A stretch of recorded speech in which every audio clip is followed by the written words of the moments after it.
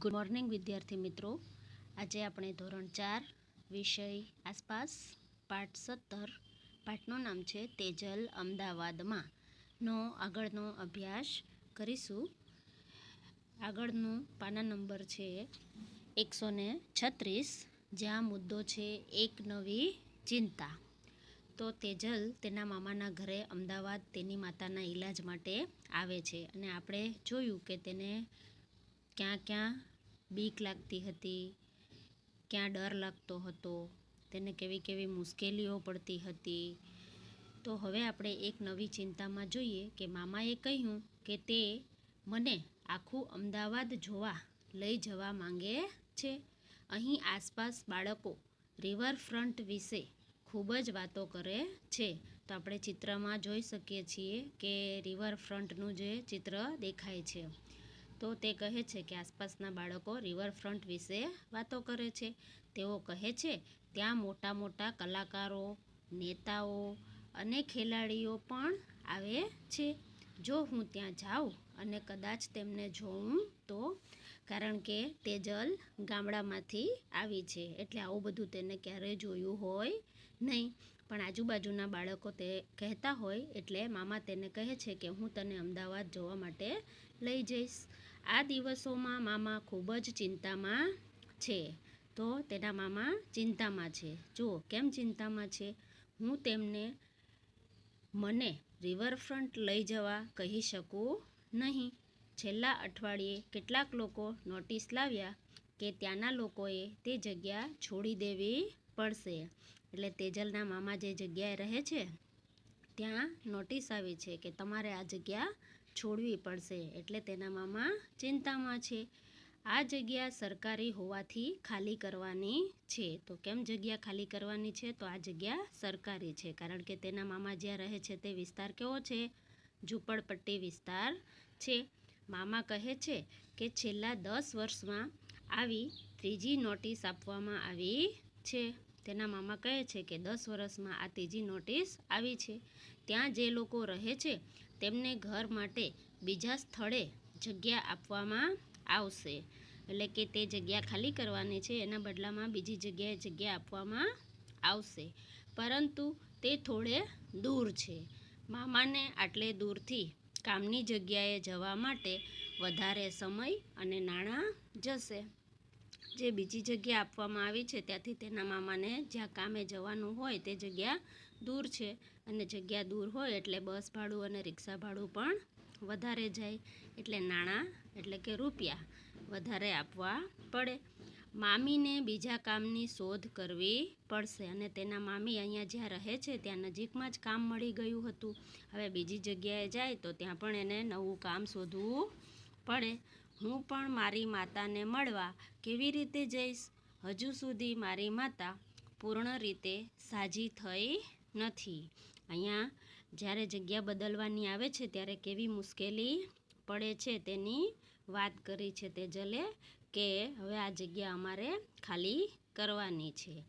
તો ત્યાર પછી કેટલાક પ્રશ્નો છે, તમારી નોટબુકમાં લખો. તો ચાલો આપણે આ પ્રશ્નોની પણ ચર્ચા કરીએ કે મામાએ તેમનું ઘર કેમ બદલવાનું છે. તો આપણે જોયું કે તે જ્યાં રહે છે તે જગ્યા કોની છે? સરકારની છે. સરકારી હોવાથી સરકાર તરફથી 3 વાર નોટિસ મળી હોવાથી ઘર બદલવાનું છે. બીજો પ્રશ્ન છે કે તમે તમારા ઘરેથી સ્થળાંતર કર્યું છે? જો હા, તો તમારે સ્થળાંતર કેમ કરવું પડ્યું? તો આપણે આપણી રીતે આ પ્રશ્નનો જવાબ લખી શકીએ કે મારા પપ્પાને બદલી સાથે બઢતી મળી, તેથી બીજું ઘર અને શહેર છોડીને સ્થળાંતર કરવું પડ્યું. જૂનું ઘર છોડીને નવા ઘરમાં અથવા તો બીજી જગ્યાએ રહેવા જવું પડ્યું. શું તમારા કુટુંબમાં સભ્યોએ કામ માટે દૂર જવું પડે છે? તેઓ ક્યાં જાય છે? તેમને કેટલે દૂર જવાનું હોય છે?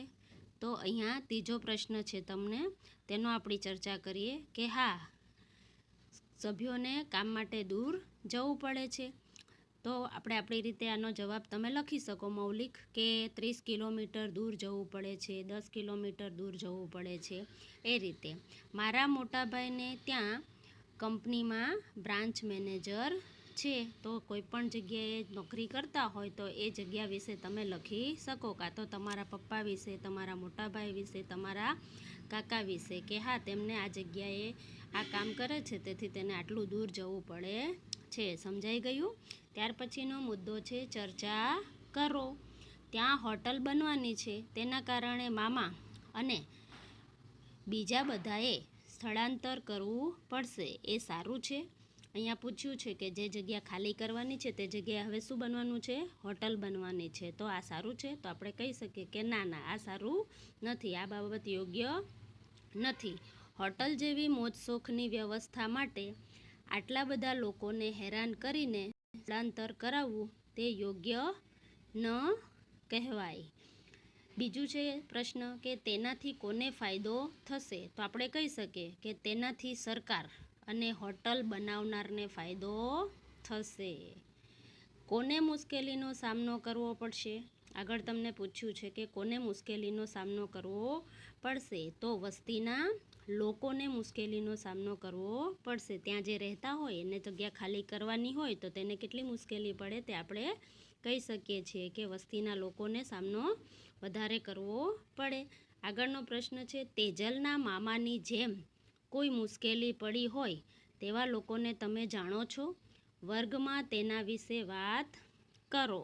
તો આ પ્રશ્ન પણ તમે તમારી રીતે લખી શકો. આપણે થોડીક ચર્ચા કરીએ કે હું એવા કેટલાક લોકોને જાણું છું જેને રોડ બનાવનારના કારણે પોતાનું ઘર છોડી બીજી જગ્યાએ જવું પડે છે. ઘણીવાર રસ્તો બનતો હોય અને વચ્ચે જ્યારે જગ્યા કે મકાન આવતું હોય તો એ લોકોએ પણ જગ્યા ખાલી કરીને બીજી જગ્યાએ જવું પડે છે.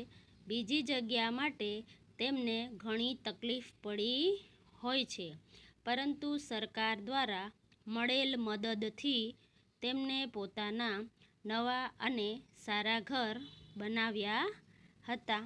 તો અહીંયા આગળનો મુદ્દો છે કે તમારી પસંદગીના ઘરનું ચિત્ર દોરો અને રંગ પૂરો. તો બાળમિત્રો આ પ્રવૃત્તિ તમારે કરવાની છે. તમને જેવું ઘર ગમતું હોય